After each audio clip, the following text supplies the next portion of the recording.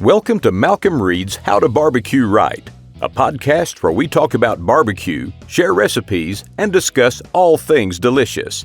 And now, here's your host, Malcolm and Rochelle Reed. Hey, welcome back to the How to Barbecue Right podcast. I'm your host, Malcolm Reed, joined by my lovely and talented wife, Miss Southern Shell. We got Tyler on the boards. Shell, what's going on this morning? We got some fresh brewed coffee here for the first time. Yeah. Hold on. Okay. now I'm here with this coffee, right? Yeah. So we're drinking Umble Coffee. They sent it to us. They are actually, I think they're based in Starkville, right, Tyler? Yes. Yeah. Starkville, Mississippi. Mississippi. It's so they're Bulldog local. coffee. Yeah. Well, they put it in a maroon and white bag for you if you wanted to. Sure, they got plenty. I wonder if they do a red and blue one from my old Miss team. It's good coffee. I ain't gonna lie. I'm used to drinking the OK cup.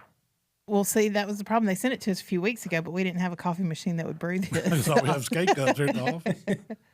So they sent it to us because they was interested in me trying coming up with like a coffee rub and trying some of that in it because it's supposed to be really good, like really good tasting, pure, good for you coffee or something like that. So it's the healthiest coffee from around the world, and it's roasted to perfection. There's no other coffee company out there like Umble. Huh. They're an original healthy coffee. It's better than Juan Valdez.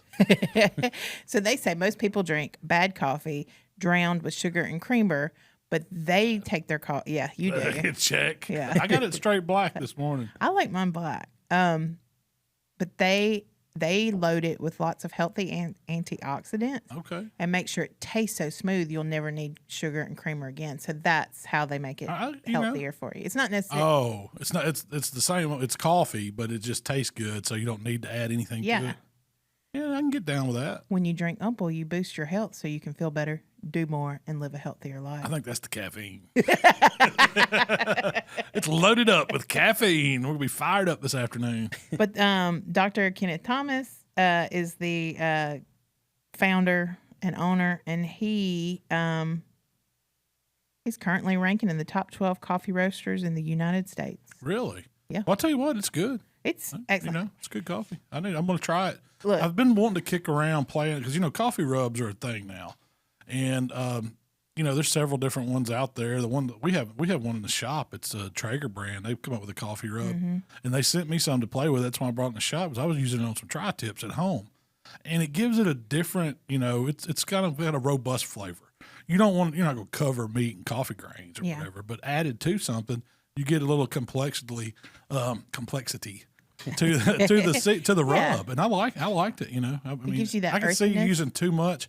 Yeah, you get some of the roast. It's really like a roasted flavor because they roast the coffee and they grind it, so you mix it in with some rub and seasoning, and it goes. I mean, I wouldn't use too much because it'd get too gritty on you probably, but a little bit gives you that nice roasted flavor, and you can get some of the flavors of the coffee.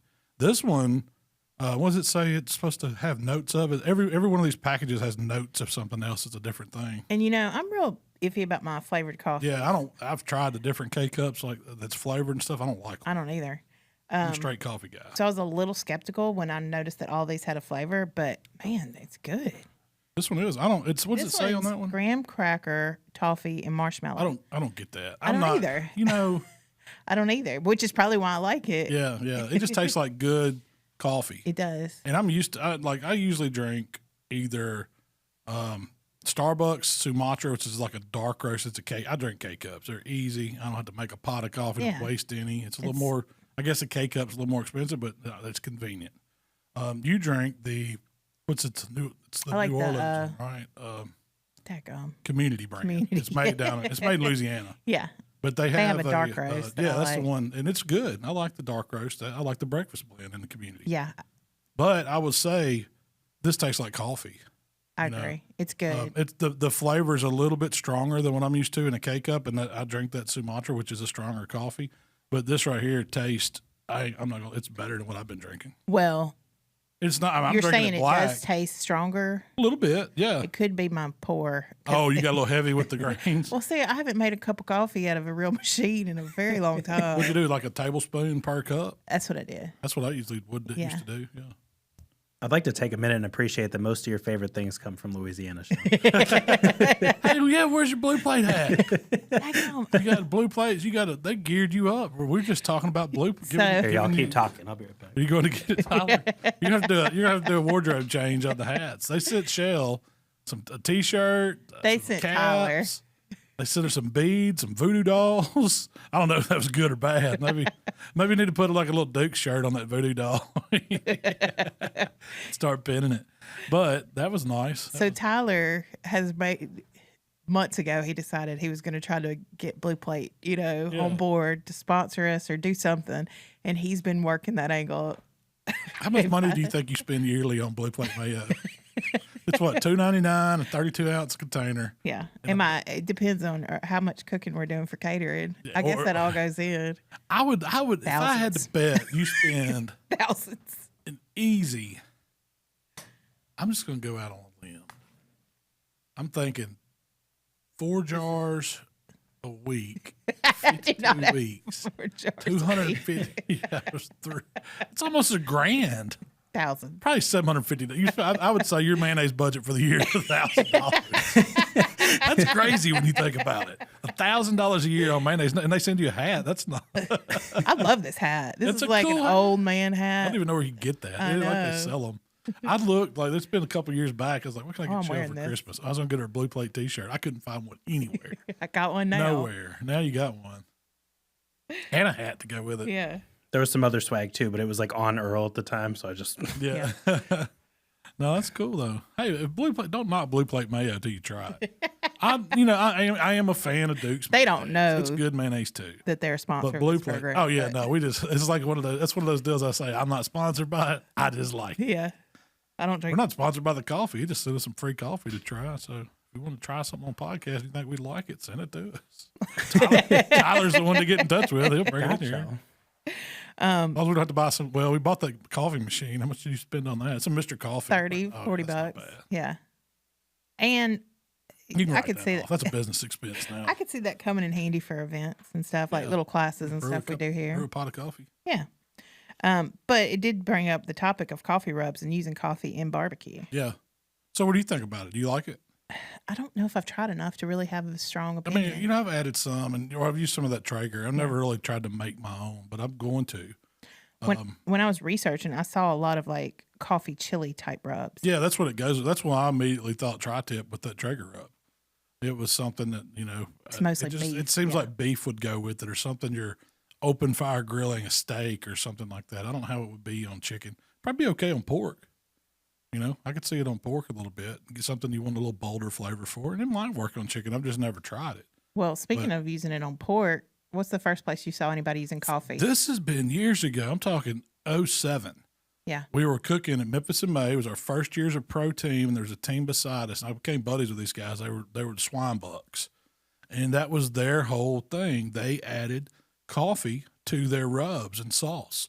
Never seen it before. I thought it was the craziest thing. And They were sponsored by Starbucks. I think Neil, who was like the head cook on that team, it was him and his dad, some other buddies. Blake was on there from Swan Life now, a couple, several other guys from Sweet Swine of Mine, not yeah, Swan Life. Yeah. from Sweet Swan. I'm sorry. But yeah, a couple of those guys, we just became friends with them over the years because at Memphis and May, they kind of usually leave you around the same teams. And when we were in the rib division in the early days, they were always right beside us. Mm-hmm. And they, I think they changed their name because Neil, he moved to Buffalo, but he would still come back. Yeah. And Girl Robin used to cook on that she team. cooked on that team. Yeah. Yeah. And I guess they dropped the whole coffee thing and Starbucks, but they were they were 15 years ahead of the game. They didn't even know. Didn't even know it on the coffee rub. Starbucks could have been on. They could have had them a swine buck rub years and years ago, but it was pretty good. And those guys did decent. They always did really good in the ancillaries. I think they did pretty good in the rib division too. Yeah. And they did more than Memphis and May. Oh yeah, they cooked. They were based in Memphis. I think most of the guys were, and I think some of them have moved off and stuff like that. Yeah. Then what's their Two Sauce to Pork is their team now. And now they have teammates that come from all over the place to be on that team. 'Cause they're a big party, or they used to be a big party team. I guess they still are. I hadn't seen them at Memphis and May. Some of the guys usually stop by just that we're friends with and have a beer, but they're still around. One thing I saw that using coffee as a marinade. So it said the acids in coffee help to loosen up the meat without imparting an overly strong flavor. That's very interesting. I might try that too. Like cold coffee and marinate some steak in it or something. I'd be curious. Or a to tougher see how cut it of meat. is. I probably wouldn't put a ribeye in it. But you take a flat iron or, something that's a little denser and a little more musclier and not as much fat. I could see it breaking it down. So my mom used to make a gravy, and I can't remember if it was like a red eye gravy or a coffee gravy or whatever. They always poured a cup of coffee in it when they deglaze the pan. They'd fry whatever kind of sausage or bacon, or a lot of times it was ham. Like we called it country ham. I guess that's what everybody knows it as. There's sweet ham or cured ham, which is kind of like city ham. It's sugar cured, and then country ham is salt cured ham. My mom always liked salt cured ham for breakfast with biscuits or something, and she'd whip up this little gravy and pour a little bit of coffee in it if she wasn't making milk gravy. Yeah. But I don't remember I never really paid attention how she made that gravy. Yeah. I've never had a red eye gravy, I don't think. A lot of times, they just use a big grease and a little coffee and maybe a little flour to give it, kind of brew it. So it'd be pretty strong gravy. Yeah. Yeah, I guess it was just a cheap way if you didn't have milk. Make a gravy. Well, would that still get you jacked up? No, I don't like with the caffeine in it. Yeah. They wouldn't put that much. Like it wouldn't be a cup's worth or whatever. So let's say you marinated your flat iron in coffee. Are you going to get in after you cook it and everything? I doubt it. Yeah, okay. Yeah, how much is it going to carry over? It's probably kind of like cooking with alcohol or something. Like once you cook it burns off. Yeah, never heard anybody cook with caffeine. But alcohol burns off. I don't know if caffeine burns off. Yeah, I don't know what it does to it when you heat it up. I mean, evidently it stays in a cup of coffee. I don't know, but I already had my 2 cups, and then I'm having this, so. You've been wired. All jacked up on coffee this morning. Go clean the garage a little later. Too much coffee messes me up, man. I'll be jittery all day. I have to watch it. I'm 2 cups, and that's it. I had me 1 cup this morning because I knew we were going to come in here and brew something, try this. So I forgot. That's what I'm working with. I can drink it. Like some people can drink coffee all day. My mom, man, she drink it all day and still sleep at night. I don't know how. She did. My mom's the same way, but neither one of them like strong coffee. Yeah, either. They like it real weak. Yeah, when I go to my mom's and she makes a pot of coffee, I was like, this ain't coffee. I don't know what you drink. It ain't no dark roast. I want a good strong. My mom cup. still drinks Folders. Or the blue. What's the blue one? Maxwell House. Maybe that's the 2. That's just standard. It's been that way since I was a kid. That's what you grew up. Yeah, that's your flavor. That's what your brand. It's like Miller Lite. Or Blue Plate. Or Blue Plate. Yeah, we're brand loyal. Yeah, that's also kind of like beers. Like people say people that drink Miller and Bud Light can drink a bunch of stuff, just like people that drink coffee, like weaker coffees. Like, yeah, that's right. My mom doesn't like our coffee. Like she comes to the house and try to give her some Starbucks or the community dark roast. It's too strong. They like the second. What is it? My mom will keep a used K-cup and run it through again. That's the strength she likes. Wow. Yeah. I don't. She always wants something to go behind somebody. Yeah. Get the second pour over it. Me, that's just like stained water. It at that is. point. What's the use of drinking it? I will say I don't drink it because I just like to drink something hot all day or something. I like the roasty flavor, the darkness of it, and I do like, I ain't gonna lie, I like that little stimulant you get. that little boost. It's not too much. I can smell it. I wake up in the morning, you've already got a cup going. That's what. Don't get me an alarm clock. Turn that coffee on. Mm-hmm. Sometimes I'll lay in bed and think, "Gosh, coffee sounds good. A cup of coffee sounds good." That's when you know you're old. When coffee gets you out of bed on a Saturday. That's right. It's 7:30 a.m. and you say, "Oh man, I need some coffee. I'm late. Should have been up an hour ago." That and bacon. Them 2 things I'm coming up out of bed for.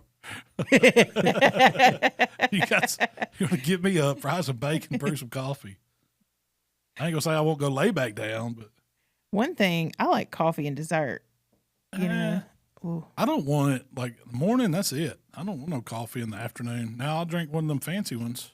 What about like a latte or cappuccino or something like that? What about a good hot cup of black coffee with a glazed donut? Ooh. You like that? That's like one of the pleasures in life right there. I think they just go so well together. That real sweet donut, and the black coffee. You dip it in it? No, just eat it on the side. Yeah. My wife loves that stuff too. Yeah. Really? Yeah.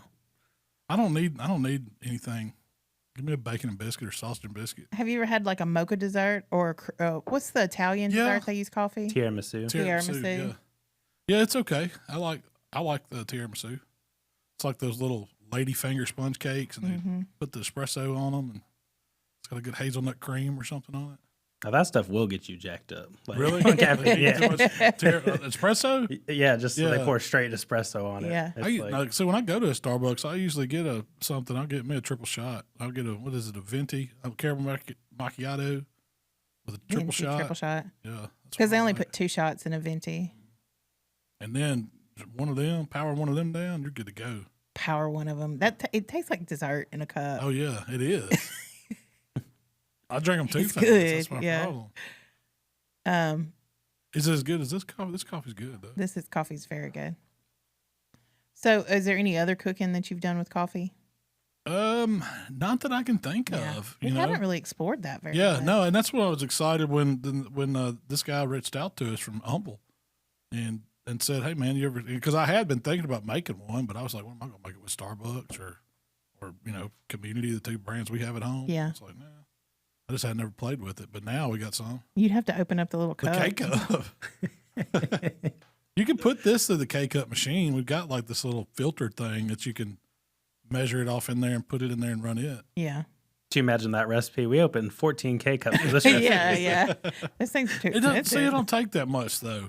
I'm thinking like if you're going to make a batch, it would probably be like for say a pound batch of seasoning. I probably wouldn't put, but maybe 2 to 3 teaspoons in it of coffee. Really? Yeah, it'd be a smaller amount. I was you don't want expecting to you to say like a cup or half Oh a no! cup. I mean, my starting point's going to be way smaller than that. Yeah. Because I just want the roasty effect of it. Because that coffee's not like most of the ingredients in the rub will kind of break down some, but that coffee's not going to change. You're going to keep that grittiness of the grind in it, so it's got to blend in. You just don't want to use too much. So it's the hint, the essence of that roasted flavor, whatever those beans are. That's where you're going to get some flavor from it. But you'd overpower it if you put half a cup, in a pound of seasoning. That'd be way too much. I guess I was thinking like that charcoal type rub. That's the color it would. Oh come out like. no! It's going to look like black pepper in it. It's still going to have. That's the ratio. Yeah, but I wouldn't put. I'd probably put more. I just like black pepper. But Yeah. like so my starting point is going to be kind of like my hot rub. You take out some of the sugar in it. It has more peppers, so I've got more black pepper. I've got a little more cayenne, a little more white pepper. Add some coffee to it, maybe bump some chili up to it, bring in an ancho flavor, a chipotle flavor, something like that kind of goes with that, bolder, richer flavors, like the chilies go with the roasted coffees or something like that. Yeah. That's what I was thinking. A little cumin for some smokiness. So it really would be almost like a Southwestern type. Not taco seasoning, but more of a barbecue with coffee and essence of. To me, that sounds like something that would go perfect on beef. Yeah, that's what I was thinking. I'm thinking all beef. Get the Weber out with my Santa Maria attachment, season up some flat irons or some kind of sirloins or some other kind of tri-tip, something like that. Get it seasoned up, maybe marinate it in some of that coffee first. Then apply your coffee rub and make a chimichurri to go with it, where that meat comes off rare and you dip it with that chimichurri. Oh, that sounds good. Would you make your own chimichurri, or would you use that new? That makes some pretty good chimichurri. For fast, it does. I really like it fresh, but in a pinch fast, that does real good. What's that stuff called? It's the new chimichurri rub. It's Alfregoni. Alfregoni's That's Open fire cooking. It's chimichurri. That's the brand of it. Yeah. Thing. And I've never seen anything like it. I haven't either. I hadn't seen one like that you could use dry. You could reconstitute to make your own fresh or chimichurri with it. It's good. So this weekend you're heading up to Illinois, Warsaw, Indiana. Got the. So you're driving through Illinois. The guys are out there getting the trailer ready right now. Yeah, we are going through Illinois. I think we cut across and go to Indianapolis and then go north, all the way up Indiana. It's almost like South Bend, up that far. So this is the home of the Outlaw Pit Smokers. That's right. Mr. J, he makes them right up there in Warsaw. We're going to his HQ, and he's having I don't know how many years he's been doing this, but I know he's done it a few times. It's like an annual rib contest. Yeah. Between the guys that he's, sold pits to, or they're cooking out on the comp circuits with his pits. He invites a select few up there to his invite home. only kind of cook. Yeah, it is. I think there's I want to say 24. So it's a contest. Yeah, it's a contest. It's going to be ribs and a 1-bite challenge mystery meat. You don't know what it's going to be. What's your plan for that? The winner last year got to pick that. What's my plan for it? Some cream cheese. You can't go wrong. I mean, what would you do? So if you don't, it's a protein, but you have no clue what it would be, what would y'all do? I don't think you can go wrong with taking some bacon and some cream cheese. Yeah, I would always take bacon. Yeah. So I could do, if I got me a glaze of some sort. A mushroom or a pepper. That wouldn't be a bad idea. What if they give you fish? Let's go on with some cream cheese. If it's fish, I don't know. That would be tough. No, it wouldn't either. I'd probably try to smoke it on the Outlaw and make like a tuna dip or fish, Ooh, like a and fish. Because it's a 1-bite challenge, and there's a smoked fish dip don't sound good, but when you say a smoked tuna dip, yeah, all of a sudden that sounds good. So if it's some walleye or some catfish, I've had catfish pate, which is kind of like catfish and cream cheese in the South. It's very good. A little smoke on it. So you need to take you got to take your ingredients with you. Yeah, you got to because there's no run to the store once you find out what it is. Yeah, you need some hot sauce, some green onions. Yeah, I need a cream cheese and bacon. List, yeah. Cream cheese, bacon. I do got maybe some crackers. I don't know. Yeah, no. Would you do crack? Yeah. I'd maybe grab some peppers too, like jalapeno peppers or something you could possibly stuff and wrap with bacon. Mm-hmm. My plan would be to take whatever it is, turn it into some kind of a cream cheese. Cream cheese is number one. And stuff it into a mushroom, a pepper. I'm sure that's what everybody's going to do. Because what else would you do with it? You could make poppers. You could make. What if it's a rabbit? Same thing. Same thing. Rabbit poppers. Rabbit dip. Rabbit dip. No, rabbit popper would probably be pretty good. It probably would. What about a gator popper? That'd be pretty good too. That's kind of what Craig did with that whole gator. You'd have to do something with the gator, yeah. Pretty much anything, I guess. Anything. Yeah, anything you can bake in it. I'm trying to keep that easy. I ain't gonna overthink it. I'm not trying to chef it up or nothing. It's gonna be a 1-bite kind of appetizer type thing. Now, if it's something cool that I could do, something else with, I'd try to. But it's definitely gonna be done on the smoker. One thing I definitely take is something to garnish with, like some parsley or a sauce that you could drizzle the top, or something to give it that little pop. So green onion and parsley in a sauce. Something like that, yeah. There you go. Depending on, what you end up cooking. They give me some options, and those are all you got plenty of stuff to go with when you do that. I was thinking pizza of some kind. I just don't know how to present that would be good. No matter what it is, you could throw it up on a pizza. Yeah, and throw it on the top shelf of that Outlaw, and it'd get the crust just right. And I guess you could put it in the box and kind of cut it into individual pieces in there, and then because it's a 1-bite. Yeah. You can make a small enough dough. Or do some mini pizzas. Well, no. You got to put it in a to-go, the same turn-in blind box. So and no garnish allowed, as far as bed of garnish. Yeah. If it's edible and it's on top of it, it's part of the entry. But you can't, chef up your box. Even the rib category is ribs only. So every time I've known someone to win at one of those mystery meat contests, they typically mixed it with the cream cheese and stuffed it into something. I was thinking I could take some shrimp, and then whatever protein it is, cook it, mix it up with the cream cheese, stuff it in the shrimp, wrap it in bacon. Then you got bacon wrap stuffs, Guatemalan fish shrimp or something. I don't know. I don't know what it is. Rabbit shrimp. That is a good idea because you don't have to put that much meat in your cream cheese mixture. It wouldn't need much. You're basically just getting a bacon wrap shrimp. Yeah, and you say, "Oh, it's in there." But it could be a crazy cut of pork. It could be several things. Yeah. There's a lot of stuff. It could be anything. Frog leg. How would that be? A frog leg stuffed shrimp? I like frog legs. Yeah. Frog leg stuffed shrimp.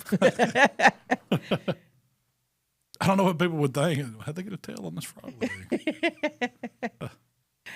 Frog legs would be easier because you really could just glaze them up and put them in the pan. Put them in the box. Just let them stay alone. Yeah. Little glazed frog legs. I like frog legs. Tastes like chicken. A little greasy, but that's okay. So talking about the Outlaw pits, y'all have really been cooking on a lot of these Outlaw pits here lately. Why do you like the Outlaw? So, first of all, what is an Outlaw pit? What makes it an Outlaw pit? Craig makes it at Outlaw headquarters. No, it's like Texas. It's a Texas style smoke stick burner. That's all it is. It's it's got an insulated firebox on one end. It's got that cook chamber in the, kind of in the middle, smokestack on the end of that, and it's a straight draw. That means it's not reverse flow. Doesn't have any tuning plates or anything. It's build a fire, smoke and the heat roll into the firebox chamber, bounces around, the exhaust pipe pulls it out the far end. Simple operating. Man, they cook good. So I saw, let's see, I guess Mark was the first one to get the patio that I know of around here. Yeah. And I don't know how they got hooked up with Jay. I don't either. I don't remember how. I don't know the connection, but Mark started talking to him, and of course, I had Jolene, the Jambo, but it's hard to get. It takes months and months and months, year now to get a Jambo. And Jay was making these patio pits, and I just started loving cooking on stick burners. It's more of a challenge. You gotta get a good bed of coals, and you gotta sit there with the wood and feed it a stick every 45 minutes to an hour. You don't have to do a lot of vent adjusting in these pits. They run great. And I would say that my Outlaw cooks every bit as good as my Jambo. Yeah. They're both tit for tat in that. There's not a huge. Do you have to work with your vents a lot with the Jambo? No. The Jambo cooks smooth. The one thing I do notice, like Jambos, when you get them, they don't come with like the custom bar grates. They don't come with a lot of the bells and whistles that Jay does on the Outlaws. But as far as the build goes, the quality's there, the paint's there. I mean, he can do just about anything. And I guess his turnaround time's a lot faster. Just because he maybe not as big a name as a Jambo, but the pits. And then there's a bunch of, not just Jambos, there's a bunch of stick burner pits in that quality. Yeah. People building them now. Meat Church is teamed up with that. What's Mill Scale? Yeah, Mill Scale. Mill Scale. Yeah, they're making some cool ones now. I can't remember the ones. What was there was another one in Texas too. There's been a bunch. R&O was down there. Lone Star pits. I mean, there's tons of them. There's those Oiler pits. Those are cool. There's a bunch of good ones. What's the other pit? Champion was one that they're building. I think that was built up in Tennessee though. It's the one like Smoke Me Silly was cooking on for a while, and then Mike and Debbie Davis had some of those. You don't see. Are they still making the Champion pit? Yes, I remember they were big for a little bit. Yeah, they were a good stick burner too. There's a bunch of them. There's a bunch of them out there, but they cook. So usually it's a progression I see people make. If you start out cooking and you're not going to spend thousands and thousands of dollars on one of those pits when you first get started, but after you've got the basics down, you spend money, whether it be on a pellet grill or some drums or any other kind of pit. Usually people kind of tend to go towards that stick burner because that's kind of what barbecue's all about: building a fire, controlling your air. Get that classic, I call it Texas flavor, because that's where I first, when I think of those type pits, I think of Texas. I think of those guys cooking on them out there, burning post oak or pecan, and that's the main fuel source. They might use a little coal to get it going, but mainly it's sticks that's fueling it. The flavor's awesome. Those pits, there's something magical happens in there. It at really 275. I've cooked on a lot of pits, man, and that texture is hard to get. Would I say the flavor's as good as a drum flavor? No, because that's hard to. You ain't gonna beat that drum flavor, but the texture you get on those stick burner pits, man. I've cooked on them all: backwoods, old hickories, my pellet grills, my Yoders, Webers. You name it, smoker wise, I've cooked on it probably. And that texture that you can get on a stick burner, man, I see why we get beat at contests because of that. Man, that texture is just amazing. And the brisket that comes off of it and the ribs that come off of it are fantastic. Does it cook as good as pork as my old hickory? No. I like my pork better on my old hickory. But ribs and brisket, man, that's hard to beat. And chicken's a breeze on it. The texture of the ribs is noticeably different. Yeah, it's soft. It's just I don't know what it is. It's hard to describe. It's perfect texture. It's like a soft bite, but not mush. And the flavor from the outside, from your seasonings and the smoke and the bark on it is just perfect. And just even a salt and pepper rib on it it'll blow you away. But the first time I cooked those salt and pepper ribs on the Jambo, he was like, that was mine. Yeah. That's mine. Your ultimate favorite. Style, yeah. You like it better than any probably rib I've ever cooked. Yeah. It's just those salt and pepper rib. Man, it's good though. Because you taste the meat, you taste the smoke, and the salt and pepper just balances it all out. Is El Rey Smokers a brand? Yeah. Was that one? Yeah, that's one. I guess they still make those. But they were hot for a while. It just popped in my head. I was trying to remember it. But I'll tell you so we have the BFO. And what is the BFO?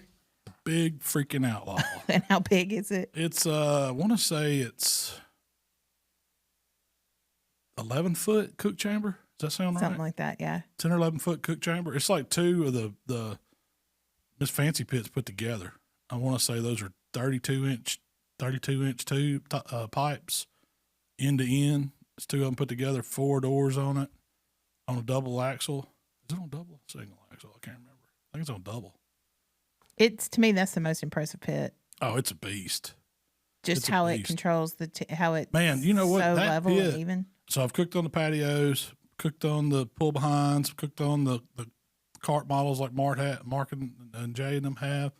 That BFO, it's the biggest one that Jay makes, and it's the smoothest cooking one. That's what we cooked everything on at Memphis and May. Yeah. I mean, that pit runs like a top from end to end, even right on the firebox. That's the thing about most stick burners. They're hot right there on the firebox, and then they're hot down there at the exhaust. This one's dead nuts all across it. You're not going to burn anything up on it. We've had it slapped full with as many ribs and hot dogs as we can get out there. I don't remember how many hot dogs it was. How many hot dogs did we get on there? Do you remember? 1,100 and something? Or was No, it was like 8. It was right under 900, wasn't it? Yeah, that sounds right. I don't know. Whatever it was. It was like 898, I think. Yeah. It cooked all them hot dogs even. But no, it's amazing how well that pit draws, and I think it has something. So to how do. does it cook even? It blows me away. Don't get me to lie. I don't know. I don't know the science behind it, but I know Jay cads them up and he does tests on them where they can see the airflow through them and they run smoke through them and kind of watch what it does and the way the heat's distributed through them. He's explained it to me, and it's amazing what goes into them. I mean, it has to be so the right size throat or opening from the firebox to the cook chamber, and the right size exhaust on the other end and where it's located, and the right size pipe. There's all calculations that you can make based on that to change how that heat's going to flow through that pit. So does it flow level or does it go like bounce up and down? I've always heard that. Now this is that the heat comes in, and so whichever way the little plate's in it's pointed, it's kind of the way it throws it. And then as it hits the top or the bottom of the smoker, it kind of zigzags through it. Jay's told us that on his pits, it kind of comes in and up and over the meat just above grate level and stays that way until it draws out. So it's not doing a bump up and down. That's what, necessarily. that's what he told me. So I don't, I take his word for it. Yeah. But I don't know the science behind that. But I do know that they're playing around with cooking hogs on them. And he made like this rack that goes in, and it's the first prototype on our BFO that we have here. And the hog, it's a shelf system that comes up and out of the pit. You load the hog on it, it's kind of spring loaded, and you drop it back in.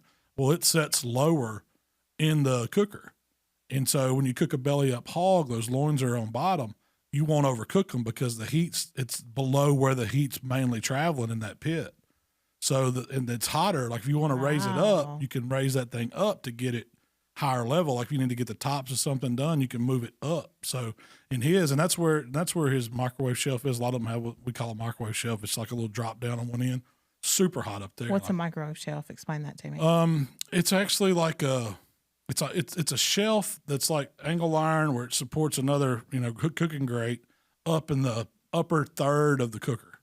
The top from the roof. It's in a high spot. Yeah, it's in a high spot, a hot spot in the pit. Yeah. And so if you cook up there, like if you're 275 on the dial at grate temp, that's about what temperature you're running, which is normal for a stick burner. Up there, it may be 400 degrees on that microwave shelf. You can get some stuff done in a hurry. And a lot of guys use that in competition cooking. They'll first put their briskets up there to put an initial shock on them. It makes them kind of swell up, draw up a little bit, and stand up tall. If you got a thin brisket. It also gets it kind of ahead of the game. If you get behind, you want higher temp for your chicken. If you want to glaze something, you want to cook some pizzas or cook something at high temp, you can stick them up on that hot shelf, and it'll get the job done.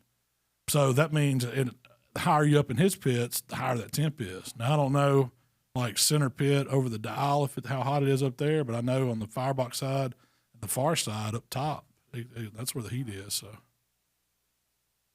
He's working on a new, like a Hogzilla type pit to cook whole hogs. And I want to say it's a 36-inch diameter pipe, which is 4 inches bigger than the BFO. And it's going to be cool.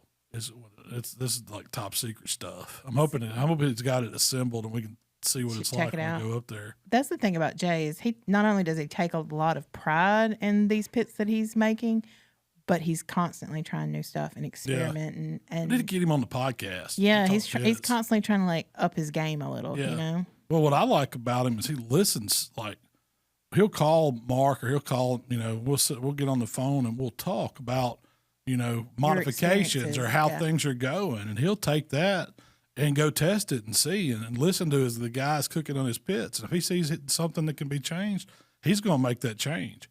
And he's done it with a lot of things on his. And most pit builders, they don't want to hear from you. I don't know how many, I've made suggestions to, man, it'd be nice if we could do this. That's a good idea. We're going to do it our way. Yeah. And that's their cooker, their prerogative. But to get with a guy that'll actually do some changes or customize some stuff the way you want it to, or test it and tell you, yeah, this will work or no, it won't work, that's hard to find in this industry. I agree. And I think that's pretty cool to do that.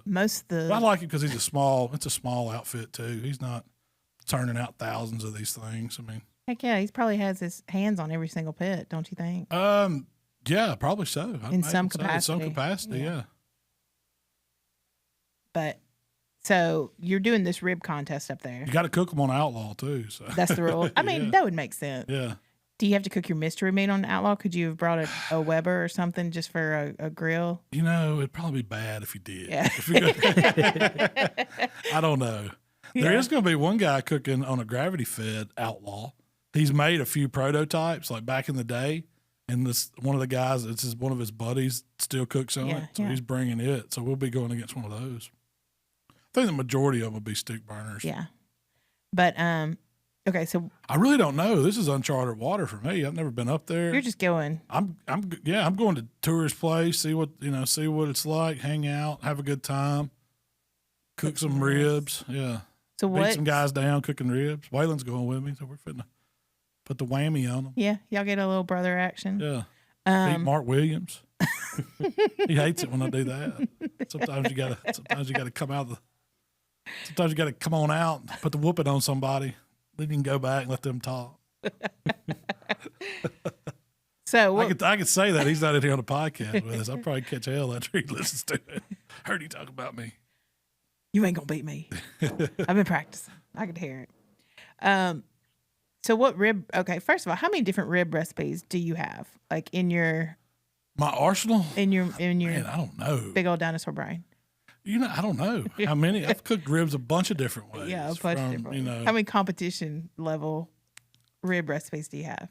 Because this isn't counting like your Koreans and your. Oh, you're not counting all those. Yeah. Like the salt and peppers and the Mexican style and the Asian style and the Jack Daniel's style. You're not counting all that stuff. That I would actually use in a contest. There's a few. I mean, most of them they're not different recipes. It's changing ingredients out for flavor.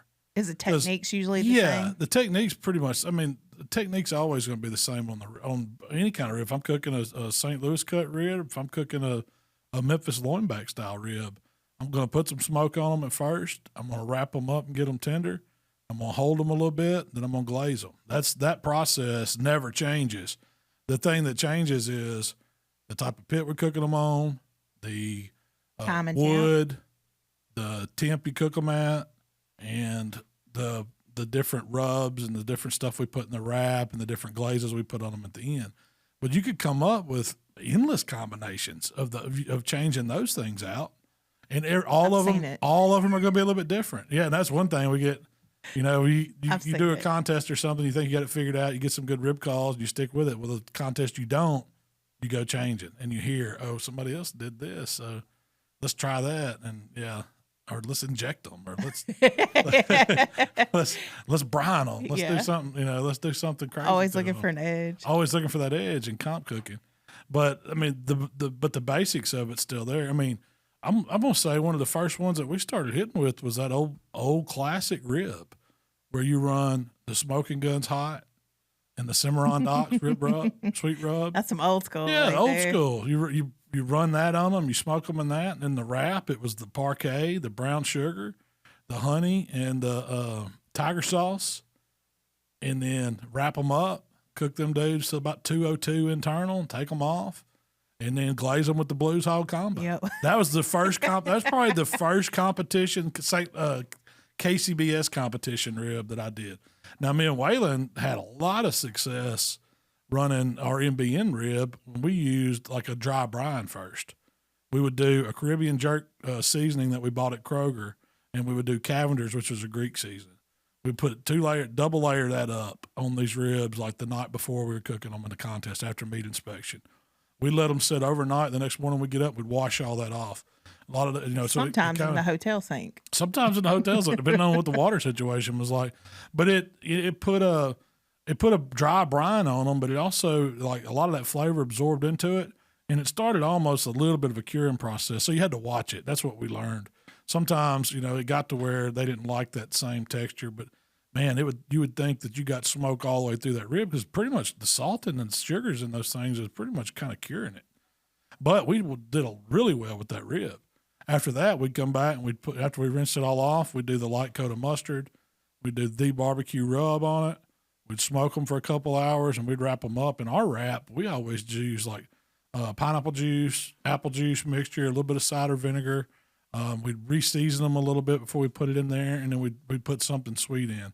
Well, I'd like to make up this like cherry glaze that would go in there. Yeah. Or sometimes we'd remember that. It was like an apple butter with honey, and kind of had some of those flavors of apple butter but sweetened up.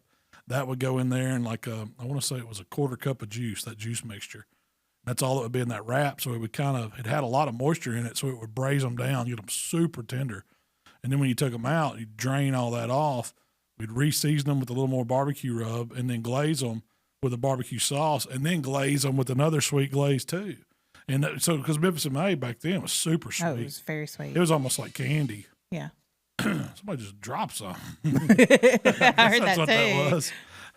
But yeah, so that was one of the original recipes that we would run, and had a lot of success with it. That's What you running this weekend?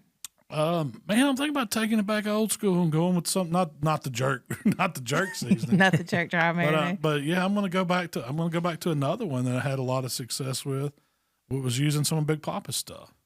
That sweet money rub for the texture. Man, that's been good to me. I've used that in combination with our AP and the barbecue rub, and in the wrap I put a little hot rub, kind of like Jay does. Jay Durbin in the video he did with us, where he puts the hot rub on the backside. It gives it a little more spice, and it kind of changes the flavor up in the wrap. I'm still going to do some brown sugar. I'm going to do some spicy honey in it. I'll probably add a little bit of apple cider. I think up there is going to be sweet. I think in Indiana, a lot of those guys are using sweet. I'm thinking about taking some maple syrup. And I know you're going to hate to hear that, and it's not going to be good to me because I'm not a fan of maple. But I want to throw it on them. I want to throw it on them and see it. Yeah, I do. I keep hearing that's what everybody's using in competition these days. Is maple. Yeah. It's hot on the circuit right now. That's what I'm hearing. I'm hearing it's in a lot of stuff. I know those drum guys are using a lot of it, so that's. I think I'm gonna test it out and see how it does. I will. Somebody email. I'm gonna glaze me. them with the combo, but then I'm gonna do a little. We'll spice it up just a little bit too. When you say I'm gonna glaze it with the combo, what does that mean? I'm gonna mix Killer Hogs, the barbecue sauce, and the vinegar sauce 50-50. To me, that's the best. And I'm gonna add a little bit of that Mike's Hot Honey to it to give it a little bump, just to sweeten it up, just a bump. I'm gonna put the maple in the wrap. That way it'll cook out some of that maple flavor. But I think that's gonna go with the butter that's in there. And I'm gonna use real butter, real unsalted butter instead of Parquet. We've been playing with that, and we use the real butter at Memphis and May. I've gotten away from using the margarine. People always gave me a hard time and do videos. Why are you using the squeezy butter? That's not real butter. Yeah, it's not real butter. It's just a fat. And so, but and I never, the reason why I always used it, and I'm sure everybody else, because it's convenient. You can go to the store, grocery store, buy you a bottle of that squeezy butter, throw it in the cooler. Doesn't matter if the ice is, got water in it. It's not getting your butter all soggy. You can set it out on competition day, squeeze it, and it's done. And throw it in the garbage. It's you don't have to mess with unwrapping butter, having a knife to cut it. And that's what everybody used back then. Yeah, too. it was just, and it had to be convenience. Yeah. But I think now, since everybody's using it, you're getting a little bit more of the richness from regular butter, and I guarantee you people are going to regular butter now. Yeah. I would just be willing to bet that's what everybody's putting in their wraps. They're using fancier briskets, fancier pork. Fancier Why not butter. use fancier butter too? I will say someone emailed the other day and they said, have you ever had real maple? I hear you on the podcast, you say that you don't like maple syrup. Have you ever had real maple syrup? I don't think so. I don't think so. My neighbor's got some buckets tacked up to some trees at a certain time of year. Are those maple trees, you reckon? I think so. I guess, you think they're getting syrup out of them? I have no idea. I need to go ask. What's up with that? Yeah. Maybe a spoon of that. I mean, I guess you got to cook it and filter it some kind. You know anything about maple syrup, Tyler? I don't know a lot. All I can say is my mother-in-law buys it by spends like a ridiculous amount of money on it. Oh yeah, gets it shipped in from Vermont. I was gonna say that's where it's at, Vermont. Yeah, or Canada. Yeah. Yeah, and Is it good? Yeah, it's really. I mean, I like crappy maple syrup too. Yeah. Lack of a better term. That's what I grew up eating, but now it's not allowed in my house at all. So. You know what it is with maple syrup? It's not the flavor; it's the smell. You cannot get rid of that maple smell. I don't care. Somebody had an air freshener in the office. I was like, where is that coming from? Who's eating syrup all the time? And it's a damn air. I just can't stand that. No, it was Jamie. He lit a candle. Oh, he had a maple candle. He lit a candle, and I started like a few minutes. It kept getting louder and louder. I was spraying Febreze in there. I hurt his feelings. He's like, "You don't like my candle? Guess I'll blow it out." And then I felt bad because I'm Febrezing all over the place. Just replaces maple. Yeah, here, use this sugar cookie. Let's get away from that. I'm just not a big fan of it. I don't know. Nothing against maple farmers. Yeah. Maple syrup people. What do y'all eat on pancakes? Syrup. Blackburn. Oh, yeah. Okay. Man, you never had blackburn syrup? What? But it's K-Row cane, in a pinch? right? It's cane syrup. I guess. And not maple. Blackburn is sugar. Is it sugar? Yeah, it's probably Sugar sugar cane. Yeah. Okay. You never had blackburn syrup? No. Oh man, I got to bring you a jar. It comes in a quart jar. Wonder They if got it that's- in the squeeze jug now, but I wonder if that's from New Orleans. old school too. ones. I wouldn't look that up. Look up blackburn syrup. Also, Man, if y'all are missing out on blackburn syrup and butter on a biscuit, man, you ain't lived. talk about this kind of food. I saw the. I mean, in a pinch, we'll use Mrs. Buttersworth. Is that maple? Yeah. You don't like Mrs. Buttersworth? I don't know if that would be considered it. I mean, it tastes like it, right? I call that pancake syrup. And that Yeah. one's like if you're out of Blackburn or you're out of K-Row. K-Row's got the light and the dark, and it's not as good as Blackburn. I've seen this before, but I don't think I've ever had. Oh, it. if you're missing on the Blackburn, man. I think Blackburn's from Texas, Yeah, that sounds right. which was my other favorite. That's what I learned. I mean, place. that was my papa's favorite. That's how I got on that. He'd have real molasses, like made up in Tennessee or down in Mississippi somewhere, and he'd have Blackburn. Always had Blackburn syrup in a quart jar. There was another one too they made called Delta. That was another brand, but it was always it was super dark. Kind of going off the same food stuff. Like I saw, I was at Target the other day and I saw a Bubba Burger for the first time. Yeah. Oh, Never yeah. saw Don't press them. That's what it says on it, real big. Shell's a fan of the Bubba Burgers. I'm like, why would you just buy some ground beef and make a hamburger? Yeah, this Bubba Burger is so easy. Yeah, you read what's in it. Hearts and lips and I noses. grew up on them soy burgers, and they served you in the cafeteria Oh, at really? school. Yeah. There's like two I had different a hookup at flavors. Cisco or somewhere. Got a freezer full of Cisco meat. For real. Try the biscuits too. Heck yeah, you know this. My aunt worked there, and Oh, goodness. we got chicken tenders, Yeah, the hookup. burgers, and biscuits. Heck yeah. Wrong with that, I guess.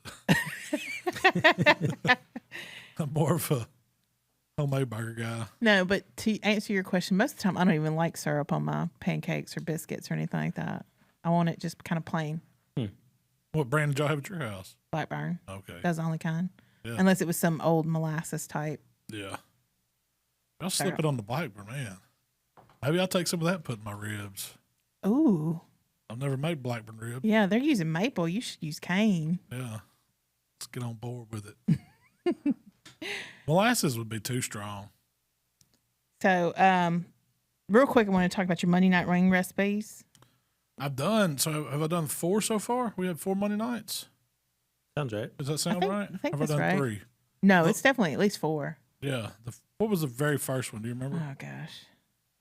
I know last week you did mango habanero. Yeah, last week was a mango habanero using the Melinda's. I used Melinda's mango preserves and the Melinda's habanero hot sauce. The week before that, I did the TX wings. It's almost like a salt and pepper wing that I kind of spiced up a little bit, some different flavors in it. I did the ones where I char grilled them. We did them with the hot sauce and bacon, grilled it on every time, basted with the hot sauce. That one's probably my favorite. Yeah, From was it? And then the very first one, what was the very first? Desert heat. The Desert Heat. Yep, that was like my Vegas. So that's 4. Yeah. That is 4. 4. Yeah. This week I'm doing Nashville Hot Ooh. Hot Wings. They're good too. I cooked some just to mess with that recipe last weekend. So, your mango habanero, you fried this one instead of grilling or smoking. Both of them. You can't do Nashville without frying them either. Yeah. Some wings you just got to fry. Now you could do a grilled mango habanero, but it's better fried. So if I go to Buffalo Wild Wings, which I like going to the occasional sports bar wing environment. Michael loves Buffalo Wild Wings. Michael loves going. I got plenty of TVs, watch games on them. They got good wings. I like. Would I say they're the best? No, they're not the best, but they're pretty dang good. They're good. And so the hottest one that I actually like and order there, I've tried some of their hot stuff, and some of it's super hot. But the hottest one on their menu that I do is the mango habanero. And sometimes you get them, and they're great. Sometimes you get them, and it hurts. It's like pain. Because I think they're like 3 from their top on their chart. If you're a chili head, you probably don't think it's hot. But I'm not. I'm a sissy when it comes to heat. But that's pretty daggum hot to me. So I was like, I like spicy stuff. Yeah, I don't like the painful. I don't mind a little nose running, a little eyes watering, a little sweat popping out. I don't want something that's going to hurt me the next 2 days. Yeah. Intestinal trouble. You know what I'm talking about? I don't want something that's that. There's no sense in that. I don't get any enjoyment out of it. I understand that eating hot stuff's kind of a rush, but some of it's just taking it to the extreme. Yeah. Well, mango habanero doesn't do that all the time at Buffalo Wild Wings. Sometimes it does. I guess it depends on how heavy they get with it. Maybe they're down to the bottom of the bottle or whatever they get. That's where all the peppers are. But I wanted to make that flavor my take on it. So that's what I did. I started with some butter, and then I took some mango preserves and just put in there and kind of got it heated and melted. I didn't strain it. I left that kind of chunkiness of a preserve, so it had some mango fruit in it. Was that mango preserves a spicy mango preserve? No, it was just fruit. Yeah, you could do that. You could substitute any kind of fruit preserve for that. If you wanted to do apple habanero wings or strawberry habanero wings, you could do whatever you wanted, as long as you got some kind of sweetness from fruit. And then I did pretty good amount of that habanero hot sauce. I started out, I was like, put 2 tablespoons in. It's like, this ain't gonna be hot enough. So I did 4 tablespoons of that, which is, that's good. That's a quarter cup. So I did a stick of butter and a quarter cup of habanero hot sauce. And then I come back with some of my Killer Hogs hot sauce, just kind of give the color, because it was kind of real yellowy looking. I wanted to give it like a little more real opaque. Yeah. So I added some Killer Hogs to it. I added a little bit of AP to it, just melted that all up. That was all there was to it. It was super simple, but it's kind of thin. So I think what they do, like, you can buy their Buffalo Wild Wing sauces. I think they sell them some grocery stores. And they're pretty good in a pinch. But they have a thickening agent in them. So it's almost like a cornstarch. That's what I did. That's what I did. I took a teaspoon of cornstarch, teaspoon and a half of cold water, whisked that up till it was all dissolved, whisked that into my hot wing sauce at the end, and turned the temp up. When I started seeing it boil and simmer, it starts thickening up, take it off the heat, and just stir it, and it changed it thickens it. That's all it is. Yeah. And that's what I tossed them in, so it stuck to the wing more, and they were fire. They were good. They were real good. If you like, they weren't too hot for me. They weren't. Yeah, and the whole thing on that recipe is at the bottom of it, you can add more habanero hot sauce. If you want to double it up, if you really want to kick, just douse them before you toss them. So what I do, I like, fry them. Takes about 12 minutes. You want them, at least 165, I say, but I'd like to take them up to 185, 190. I want the bones to pop out. But so that was about a 12-minute fry. 10 minutes would have probably been about $1.65. But I put about, 6 or 7 in a bowl. Big ladle of the sauce in there. If you want to heat them up, put the bottle of hot sauce to them right there. Toss them, and then serve them up. I made a quick blue cheese. My go-to blue cheese dipping sauce for wings. The blue cheese is good. That's where it's at. Heck yeah. I don't really like bottle blue cheese, and I think we've talked about this before, but I don't really like bottle ranch either. Blue plate mayo blue cheese with the daisy sour cream. That's all it is. And 4 ounces of the little crumbled. Is that it? Private selection, and a half a lemon juice squeezed in it. Okay. And a good tablespoon of cracked black pepper. Whip it up, let it set 1 hour. It's the best blue cheese dipping sauce you can make. It is. It's really good. Goes with wings so good. If you wanted to ranch it up, you could do a combo. A little blue cheese and a little ranch. Wouldn't be bad. Have you ever added blue cheese to a ranch? That's what I'm saying. You can do that. I don't see why not. Yeah. Ranchy blue cheese. I want to try that. It'd be good. You might not want to put the whole packet, or you could. Why not? Yeah, just make up my regular ranch dip. Yeah. And let's throw in some blue cheese, see what happens. Yeah. I've got the bigger bottle where you can just, not the packet, it's just the seasoning ranch. I don't think that stuff is as strong. It doesn't have as much flavor to me. is the Really? packet. It's not the. You think it's not the same as dip mix? Because the packet says dip mix. That bottle's like ranch seasoning. Yes. So it's probably they just starched that up and added, Possibly. salt, pulled some of this, I'm curious. I wonder if it's just me. Tablespoon for tablespoon, which one's more potent? Yes. To me, the packet is more That's potent. a good out the smoke right there. Which one's ranchier? That's The rancier. seasoning or the packet? Well, what you got coming up? On the schedule, we have Cajun Cornish hens for filming next week. Dirty rice. Ooh, I didn't Sounds have that. delicious, yeah. My schedule's getting messed up because I'm cooking. I knew I had to get out of town this week. I had a bunch of appointments I had to do early in the week. Next week, I'm coming back Sunday. I got to get back out of town Thursday, but I got to film one next week, so I need to get me some Cornish hens, and that's gonna be. I've done this one before. It's good. Little baby chickens with stuffed with some dirty rice. Baby Man, chickens. can't go wrong with it. And then So next good. weekend, we're going to Royal Oak. Yeah, I'm going to Roswell, over to Atlanta area to go cook in the Royal Oak Invitational. Guess we can talk about that, can't we? I don't know. You tell I was me. told not to. You weren't told not to? I don't think so. Okay. I don't. I'm going to Royal Oak cooking a KCBS and SCA contest. Oh, it's a SEA too? Yeah, it's gonna be. We're getting there on Thursday. Does each team get a steak or do multiple teammates get steaks? I think only one per team. 2 steaks per team. It's gonna be like regular CA selection. Got to take a PK grill, fire it up, cook steak, cook all 4 KCBS categories, and then we're coming back home with a trophy, hopefully. Is there a trophy? I know there's a big old check. Big old check, yeah. I'm pretty sure they're giving out some kind of. It better be a crown of some sort. Big paper check and a crown. You want a Royal Oak crown? Yeah, why not? Wouldn't that be cool if you're gonna have a big contest like that? You need to crown them. Maybe they'll give you a throne. If you want to crown them. I'm debating on Famous whether I'm Denny going. Green line right there. Didn't they make a throne out of like Royal Oak charcoal pellets? Like I think I've seen it on Instagram. I have seen. Oh yeah, Yeah. they should if they didn't. Out of the bags. Yeah, I have seen that. So maybe you will get a throne. Yeah, throwing the pellets. But that's all. That's all I got coming up. I'm debating on whether I'm going or not. I'm on the fence. You need to go. It's gonna be fun. I know. Road trip. And then after that, we're going to a wedding in Mobile, Alabama. But Possibly the coast. Do some sports betting. I like how you said that. It was very professional. Instead of saying drinking and gambling. Drinking and gambling. Drinking and gambling. Can't wait. A little sports betting. Well, Malcolm, that's all I have for this week. Well, hey, Tyler, you got anything else? No, y'all just make sure you download the app where all of Malcolm's favorite recipes are. It's updated weekly, and also they're also available on our website. And thank you to Umble Coffee Company for sending us. That's right. What's going on? We didn't talk about TikTok. What's going on TikTok? This week on Really TikTok, exciting? we got your Tennessee apple meal coming out. That will already be out by the time this comes out. And then there will also be your sausage and cheese squares. That's a good. Ooh, food. that was a good one. That's a good. Doritos That's a good tailgate. casserole was a good one too. Cool Ranch casserole. Okay, don't miss on that. Go to TikTok and get that recipe. And y'all gonna release that somewhere else? Like Probably. in recipe form. Did I write the recipe down for that not one? I need yet. to write that one out. Yeah. It'll eventually be on Instagram, but it is also on YouTube Shorts Yeah, as well. that was a good one. My grandmother would make a Doritos casserole, but she used beef and regular Doritos. You use smoked pulled chicken, Cool Ranch Doritos, and like a ranch packet. And Yeah, it was soups. very good. Heck yeah, it was delicious. It was good. Tell you what, that shrimp bread is a one though.